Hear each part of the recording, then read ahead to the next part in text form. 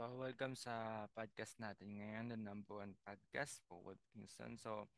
Um, gusto ko lang talaga sa ganitong tema at yung mangyayari sana is wala nang dapat ba, wala nang tirahan sa social media, wala nang ganito.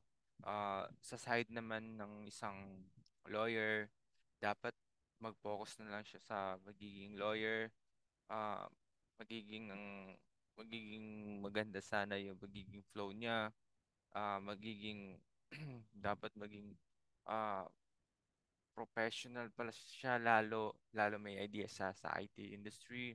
So magiging ano siya kasi nangyayari nagko-cross line na siya ngayon eh. Parang hindi na maganda yung ginagawa niya eh. Kasi alam naman natin based on analysis, ah si si Senator Robert told hindi na niya kayang itaguyod yung pagiging isang makabayan niya dahil ala na eh, sub na siya sa trabaho, ang dami niyang responsibilidad sa mga empleyado, sa mga tao, sa senador. So, narating niya yung bagay na yun dahil sa achievement na yun. So, lahat ng mga tao, based sa country ng Pilipinas, once na makakarating ka sa isang posisyon at yung iba nagugulat bakit nakarating yun doon, wala namang hindi naman nakatapos yan sa pag-aaral, wala namang idea yan, eh dapat, hindi dapat ganun. So, proud to be na nakatapos siya sa mga kapatid niya.